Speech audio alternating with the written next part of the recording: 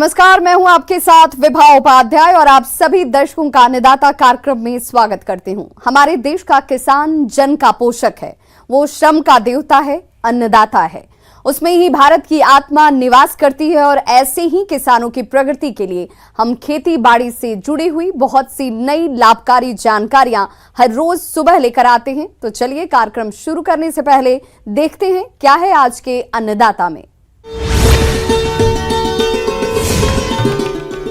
जीरा की वैज्ञानिक तकनीक से खेती कर ले अधिक पैदावार।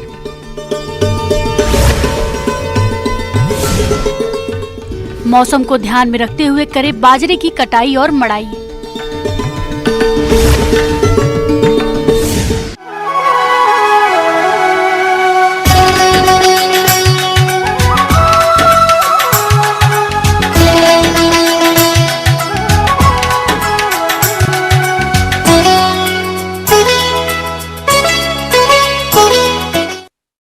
मसाला फसलों में जीरे का अपना एक महत्वपूर्ण स्थान है।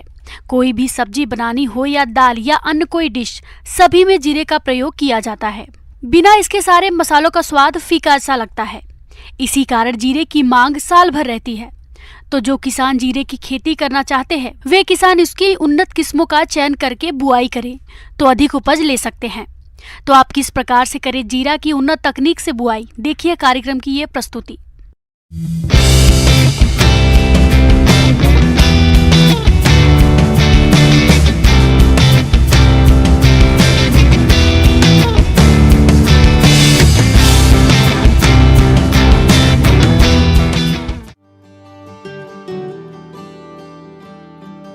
जीरा एक मसाला फसल है। जीरे का उपयोग कई तरह के व्यंजनों में खुशबू उत्पन्न करने के लिए करते हैं। इसके अलावा इसे खाने में कई तरह से उपयोग में लाते हैं, जिसमें से कुछ लोग इससे पाउडर या भूनकर खाने में इस्तेमाल करते हैं। जीरे का सेवन करने से पेट संबंधित कई बीमारियों से छुटकारा मिल जाता है। जीरे का पौधा शुष्क जलवायु वाला होता है। भारत में जीरे की खेती सबसे अधिक राजस्थान और गुजरात में की जाती है। यहाँ पर पूरे देश का कुल 80% जीरा उत्पादित किया जाता है, जिसमें 28% जीरे का उत्पादन अकेले राजस्थान राज्य में होता है। इसके पश्चिमी क्षेत्र में राज्य का कुल 80% जीरा उत्पादन होता है। जलवायु। जीरे की अच्छी पैदावार के लिए बलुई दोमट मिट्टी की आवश्यकता होती है। इसके लिए खेत में उचित जल निकासी की व्यवस्था होनी चाहिए और भूमि का पीएच 6.5 से 7.5 के बीच होना चाहिए। इसके पौधे सर्द जलवायु में अच्छे से वृद्धि करते हैं। वर्तमान समय में जीरे की कई तरह की उन्नत किस्मों को तैयार किया गया है, जो इस प्रकार से है: RZ19, GC4, RZ209, RZ223। किसान इनमें से किसी भी किस्म का चयन करके बुआई कर सकते हैं। खेत की तैयारी। खेत की पहली जुताई मिट्टी पलट हल से, इसके बाद 2 जुताई कल्टीवेटर से करके पाटा चलाकर खेत को समतल कर लेना चाहिए। इससे खेत समतल हो जाएगा, जिससे बुआई करना आसान हो जाएगा। खाद्य और उर्वरक। किसान भाइयों, खेत में खाद और उर्वरकों का प्रयोग मिट्टी जांच रिपोर्ट के अनुसार डालनी चाहिए। इससे खर्च घटता है और पैदावार अधिक मिलता है। जीरा की खेती के लिए 10 टन सड़ी हुई गोबर की खाद खेत में डालकर पहली जुताई के समय अच्छी तरह मिला देना चाहिए। इसके बाद बुआई के समय DAP 55 किलोग्राम और यूरिया 15 किलो प्रति हेक्टेयर की दर से डालते हैं। इसके बाद 33 किलो यूरिया को पहली सिंचाई के बाद खड़ी फसल में छिटक कर देते हैं। इससे फसल की बढ़वार अच्छी होती है और पैदावार अधिक मिलती है। बीज दर। 12 से 15 किलो बीज प्रति हेक्टेयर की आवश्यकता होती है। बीजों को खेत में बुआई से पूर्व कार्बेंडाजिम 2.5 ग्राम प्रति किलो बीज की दर से उपचारित करके बुआई करनी चाहिए। जीरा की बुआई। जीरे के बीजों की बुआई पंक्तियों में करना सबसे उपयुक्त होता है। इसके लिए सीड ड्रिल तकनीक का इस्तेमाल किया जाता है। कतार से कतार की दूरी 30 सेंटीमीटर, बीज से बीज की दूरी 12 सेंटीमीटर और गहराई 1.2 सेंटीमीटर रखते हुए करनी चाहिए। जीरे की बुआई का सही समय अक्टूबर से नवंबर माह अच्छा होता है। सिंचाई। जीरे के पौधों को सिंचाई की सामान्य जरूरत होती है। इसकी प्रारंभिक सिंचाई बीज बुआई के तुरंत बाद कर दी जाती है। प्रारंभिक सिंचाई को पानी के धीमे बहाव के साथ करना होता है, ताकि बीज पानी के तेज बहाव से बहकर किनारे न आ जाए। जीरे की खेती में इसके पौधों को अधिकतर 5 से 7 सिंचाई की आवश्यकता होती है। पहली सिंचाई के बाद बाकी की सिंचाई को 10 से 12 दिन के अंतराल में आवश्यकता अनुसार करना चाहिए। खरपतवार नियंत्रण। जीरे के खेत में खरपतवार नियंत्रण के लिए रासायनिक और प्राकृतिक दोनों ही विधियों का इस्तेमाल किया जाता है। रासायनिक विधि में जीरे में खरपतवार नियंत्रण करने के लिए बुआई के बाद 2 दिन के अंदर पेंडामेथालिन 3.3 लीटर दवा 600 लीटर पानी में घोल बनाकर छिड़काव करें। इसके बाद आवश्यकता अनुसार निराई करके फसल को खरपतवारों से मुक्त रखना चाहिए। फसल सुरक्षा। वैसे जीरे की फसल में कीट रोगों का प्रकोप कम होता है, इसके लिए किसान फसल की निगरानी करते रहे और कीट रोग का प्रकोप दिखाई देते ही सुरक्षा के उपायों को करें तो फसल खराब नहीं होगी और अच्छी पैदावार मिलेगी। कटाई। जीरे की उन्नत किस्में बीज बुआई के तकरीबन 100 से 120 दिन बाद पैदावार देने के लिए तैयार हो जाती है। जब इसके पौधों में लगे बीजों का रंग हल्का भूरा दिखाई देने लगे, उस दौरान पुष्प छत्रक को छांटकर एकत्रित कर खेत में ही सूखा लिया जाता है। इसके बाद सूखे हुए पुष्प छत्रक को मशीन द्वारा दानों को निकाल लिया जाता है। उन्नत किस्मों के आधार पर जीरे के 1 हेक्टेयर के खेत से लगभग 7 से 8 क्विंटल की पैदावार प्राप्त हो जाती है, जिसे बेचकर किसान अच्छा मुनाफा कमा सकते हैं। किसान भाइयों, अब लेते हैं एक छोटा सा ब्रेक।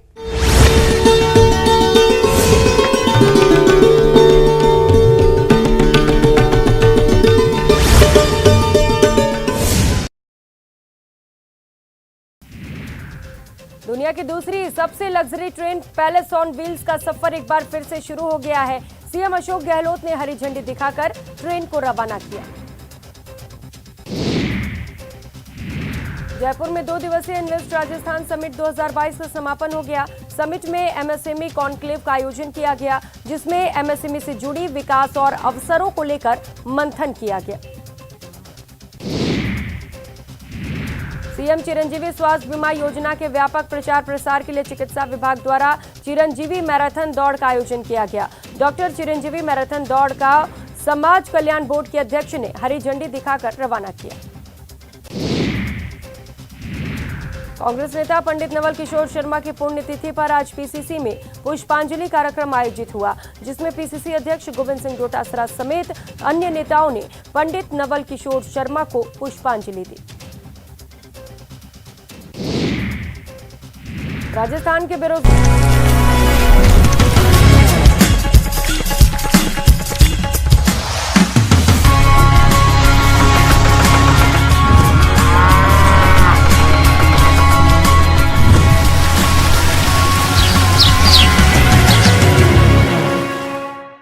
ब्रेक के बाद आप सभी दर्शकों का अन्नदाता में स्वागत है।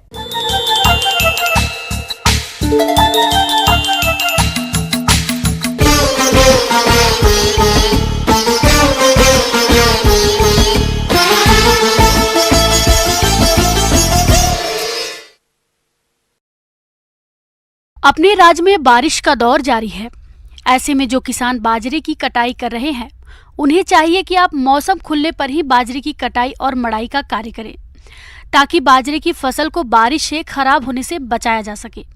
तो आप किस प्रकार से करें बाजरे की कटाई, मड़ाई और सुरक्षित भंडारण, इस बारे में जानकारी दे रहे हैं कृषि विज्ञान केंद्र गोनेड़ा के विषय विशेषज्ञ डॉक्टर राम प्रताप यादव।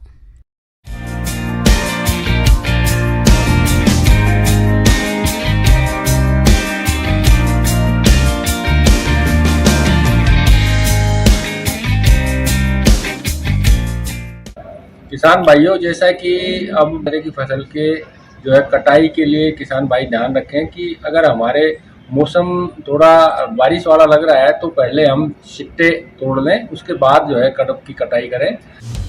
अक्सर देखने में आता है कि किसान भाई कड़ी मेहनत करके फसल उगा लेते हैं, लेकिन जब समय आता है फसल कटाई का तो जल्दबाजी कर देते हैं, जिसके कारण उनको उत्पाद का अच्छा लाभ नहीं मिल पाता।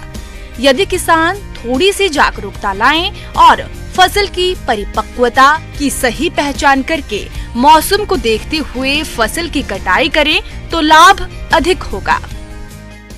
किसान भाइयों, बाजरे की पकाव के लिए सबसे जो है महत्वपूर्ण लक्षण जो है वो तो अपने बाजरे की पत्तियां पीली पड़ जाती हैं, लेकिन कुछ किस्मों में बाजरे की पत्तियां हरी रहती हैं। तो उसको ध्यान में रखते हुए आप जैसे ही आपका बाजरे का सिट्टा जो आपको पका हुआ जो दिख रहा है उसको दांत के नीचे अगर चबा करके देखेंगे तो बहुत आसानी से अगर फूट रहा है दाना, तो आपके बाजरे के पकने में अभी समय है। और अगर थोड़ा सा जोर लगाने के बाद बिना किसी आवाज़ के भी जोर लगाने के बाद अगर दाना फूट रहा है तो आप निश्चित रूप से मान लें कि आपकी फिजियोलॉजिकल जो है मैच्योरिटी आ चुकी है, अब आप उसकी कटाई कर सकते हैं। लेकिन फिर भी ध्यान रहे कि अगर बारिश का मौसम बन रहा है, मौसम का पूर्वानुमान आने वाले 2-4 दिन में बता रहा है, तो उस समय आप उस बाजरे को 2-3 दिन के बाद ही कटाई करें, अन्यथा हमें जो है फफूंद से नुकसान हो सकता है बाजरे की खेती में। किसान भाई इस समय मौसम के जो है ब्रॉडकास्टिंग है उसको ध्यान में रखते जो भी ऑपरेशन है वो जरूर करें, क्योंकि मौसम हमें बता देता है कि 3 दिन बाद, 2 दिन बाद, 1 दिन बाद बारिश आ रही है। तो उस समय हम हमारी फसल को हार्वेस्ट करने की बजाय 2 दिन और खड़ा रख लें। कोई खड़ा रहने पर बाजरे में कोई नुकसान नहीं होने वाला है। इस तरह से आप बाजरे की फसल के कटाई करके और भंडारण करेंगे तो किसान भाइयों को जो हमारी पैदावार मिलने के बाद जो नुकसान होता है उस नुकसान से बचा सकता है। अन्यथा हमारा जो है सिट्टा बारिश से खराब हो सकता है। और अगर मौसम खुला है तो जैसे ही आपको लगे कि अपने जो है दाने के अंदर 20 से 25% मॉइस्चर है, उस समय जो है पीला पड़ने पर बाजरे की कटाई करके जुताई करें और उसको सुखा करके कम से कम 10-12 दिन धूप में सुखा करके फिर थ्रेसिंग करें। बाजरे की कटाई मौसम खुलने पर करें। इसके बाद धूप में अच्छी तरह सुखाएं। इसके बाद थ्रेशिंग करें। थ्रेशिंग के समय ध्यान रखें कि दाने कटे फटे टूटे नहीं। थ्रेशर की रफ्तार जरूरत के अनुसार रखें और सावधानी पूर्वक थ्रेशिंग करें। थ्रेशिंग समान रूप से करें। थ्रेशिंग से निकलने वाले दाने को सुरक्षित स्थान पर रखें। इसके बाद इसे हल्की धूप में सुखाएं और सूखे हुए दाने का ग्रेडिंग करें। ग्रेडिंग में बड़े आकार, मध्यम आकार और छोटे आकार के दाने के हिसाब से करें और कटे फटे टूटे दाने को निकाल लें। इसके बाद इसे मैलाथियन कीटनाशी से बोरे या टंकी को उपचारित करके उसमें अनाज भरकर सुरक्षित स्थान पर भंडारित करें और जब इसका बाजार भाव अच्छा मिले तब ही बेचें। ऐसा करके किसान अच्छे उत्पाद का अच्छा मूल्य लेकर अच्छी आमदनी कमा सकते हैं।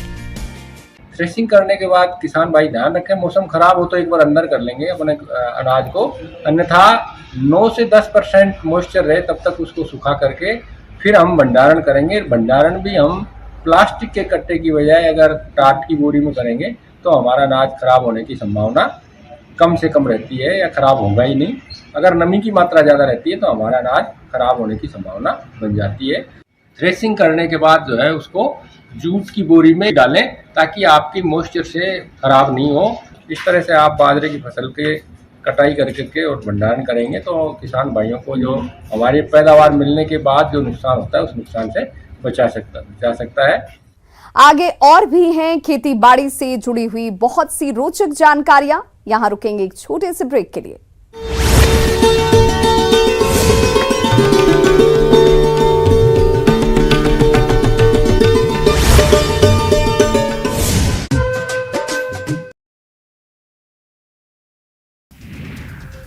दुनिया की दूसरी सबसे luxury train palace on wheels का सफर एक बार फिर से शुरू हो गया है। सीएम अशोक गहलोत ने हरी झंडी दिखाकर ट्रेन को रवाना किया।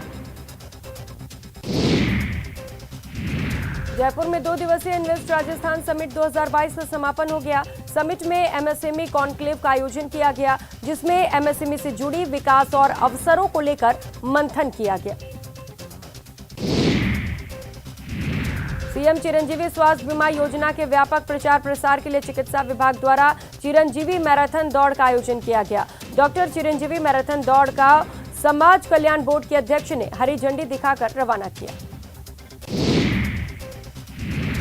कांग्रेस नेता पंडित नवल किशोर शर्मा की पुण्यतिथि पर आज पीसीसी में पुष्पांजलि कार्यक्रम आयोजित हुआ, जिसमें पीसीसी अध्यक्ष गोविंद सिंह डोटासरा समेत अन्य नेताओं ने पंडित नवल किशोर शर्मा को पुष्पांजलि दी।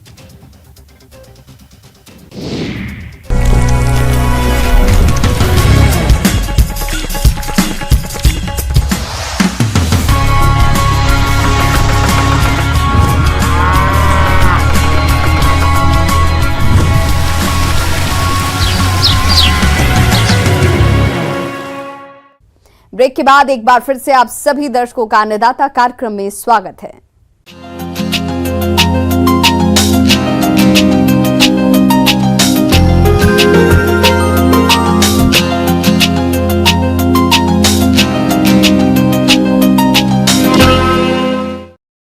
किसान भाइयों, आंवला एक महत्वपूर्ण व्यापारिक महत्व वाला फल वृक्ष है। औषधीय गुणों और पोषक तत्वों से भरपूर आंवले के फल प्रकृति की एक अभूतपूर्व देन है, जिसे विटामिन सी की अधिकता के लिए जाना जाता है। तो यदि आपने आंवले का बाग लगाया है और उसमें रोगों का प्रकोप रहा है, तो इनके नियंत्रण के लिए आप क्या करें, इसकी जानकारी दे रहे हैं बागवानी विशेषज्ञ प्रवीण बर्डे।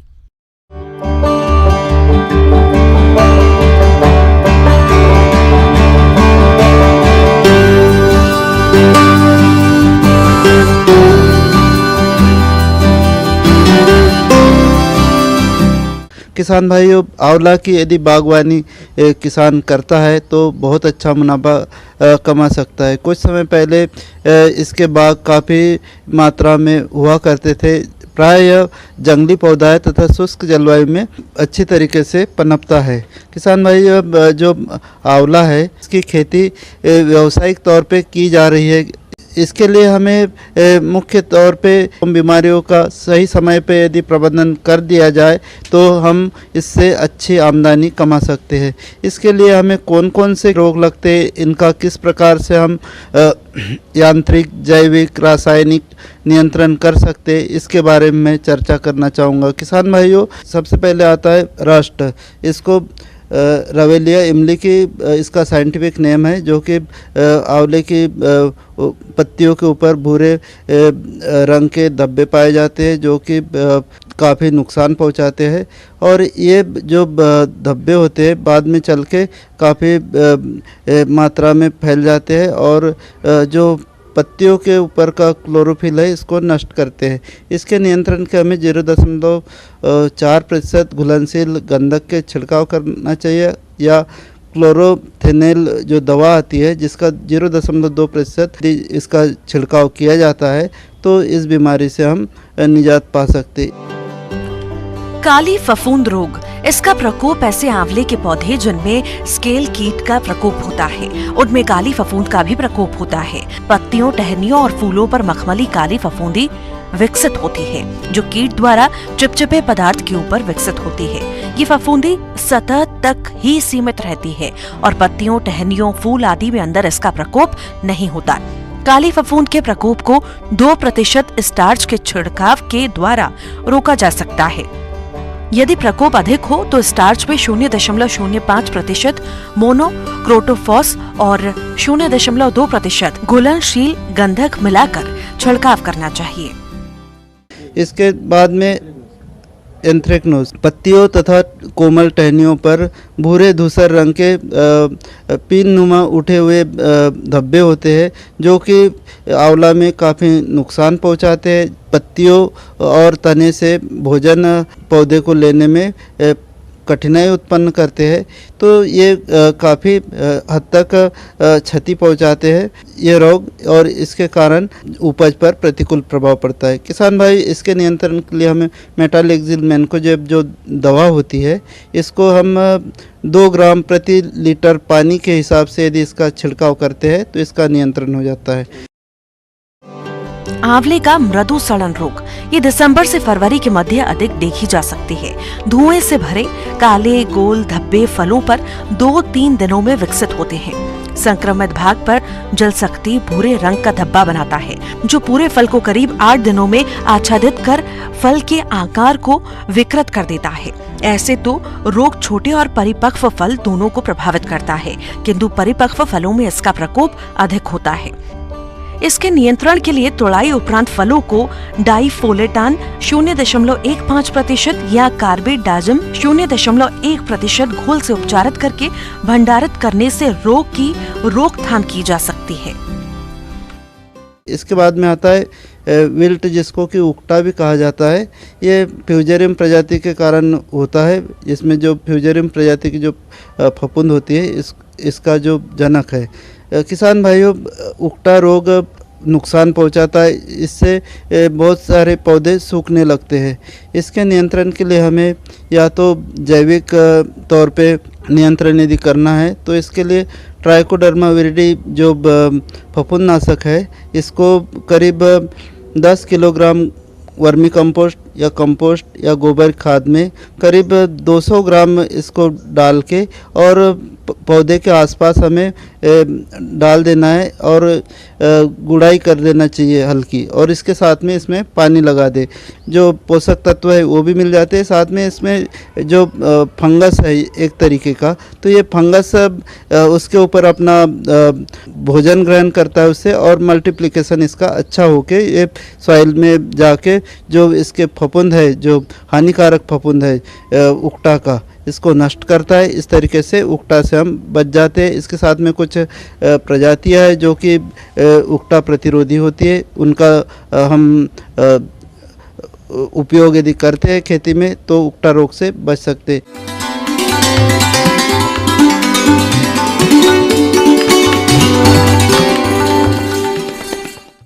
आइए जानते हैं अन्नदाता निःशुल्क फोन के माध्यम से पूछे गए समस्याओं का समाधान। अन्नदाता निःशुल्क फोन संपर्क सेवा के माध्यम से पूछे गए प्रश्नों में से आज हमने जिस प्रश्न को कार्यक्रम में शामिल किया है उसे पूछा है ग्राम अंबेरी, जिला उदयपुर के कृषक नरेंद्र सिंह ने। ये रंगीन मछलियों के पालन के बारे में संपूर्ण जानकारी चाहते हैं। तो नरेंद्र सिंह जी, आपकी जानकारी के लिए प्रस्तुत है कार्यक्रम का ये अंश।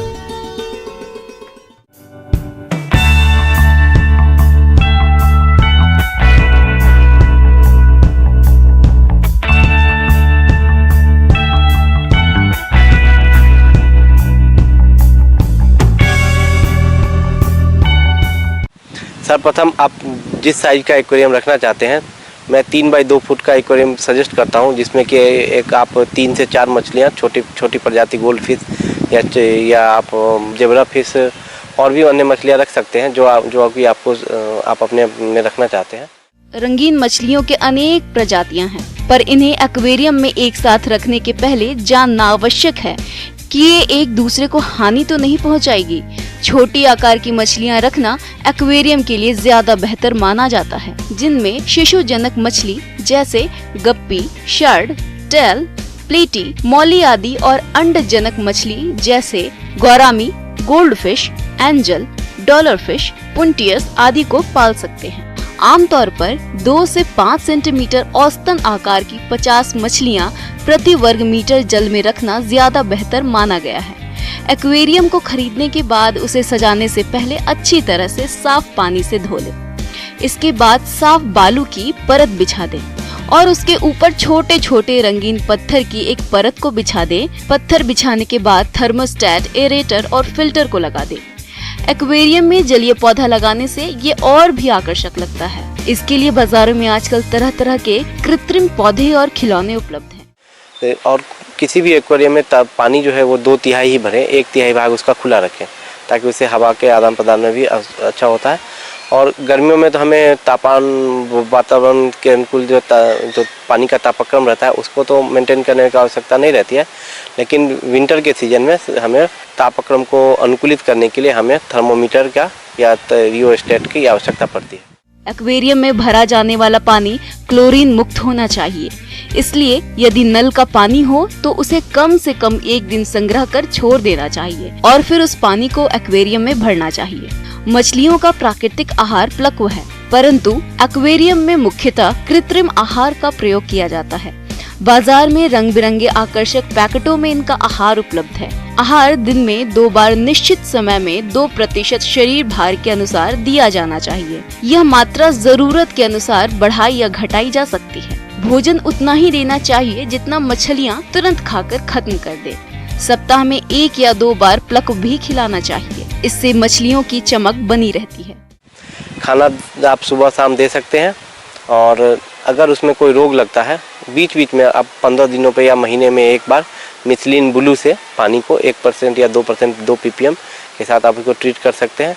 अगर आपको मछलियों में कोई भी बाह्य परजीवी या कोई भी अन्य लक्षण नज़र आते हैं तो आप उसको 2 से 3 ppm पोटास में, क्योंकि एक्वेरियम मछलियों में अगर आप सामान्य रूप से अगर ध्यान देंगे तो रोग प्रबंधन करना बहुत ही आसान है। आप उनको आसानी से निकालें और स्नान बाथ की विधि से उसके रोग को प्रबंधित किया जा सकता है। एक्वेरियम में मछली पालन करते समय कुछ जरूरी बातों का ध्यान रखना चाहिए, जैसे थर्मोस्टेट द्वारा पानी का तापमान 34 डिग्री से 28 डिग्री सेल्सियस के बीच बनाए रखें। एरेटर द्वारा वायु प्रवाह निरंतर करें।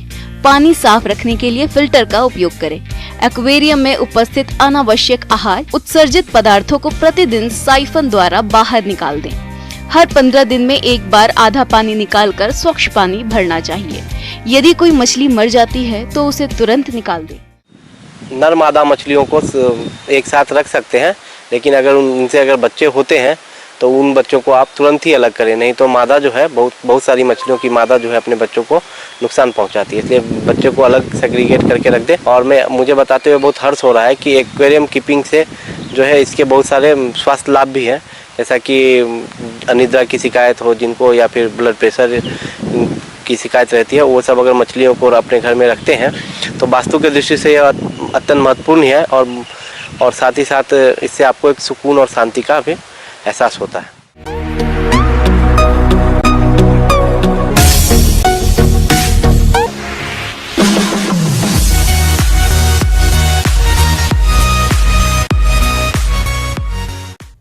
एक नजर डालते हैं राज्य के कुछ मंडियों के प्रमुख फसलों के बाजार भाव पर।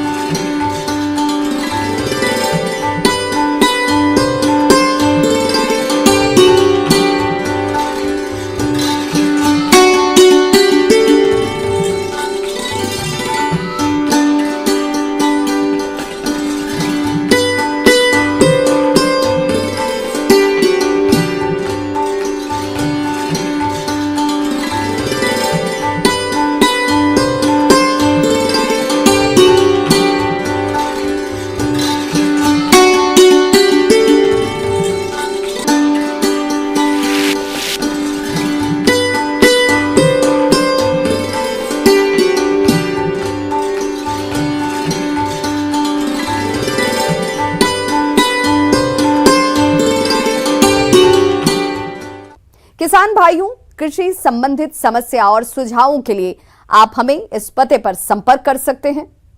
प्रोड्यूसर अन्नदाता, news 18 Rajasthan, Ramoji film city, Hyderabad 501512। साथ ही आप हमें ईमेल भी कर सकते हैं। हमारा ईमेल है p18annadatarajasthan@nw18.com। इसके अतिरिक्त आप हमें निःशुल्क हेल्पलाइन नंबर 1800889216 पर सोमवार से शनिवार सुबह 10 बजे से शाम 4 बजे के बीच संपर्क भी कर सकते हैं। अब समय हो रहा है आपसे विदा लेने का। कल फिर होगी मुलाकात कृषि से जुड़ी महत्वपूर्ण जानकारियों के साथ। नमस्कार।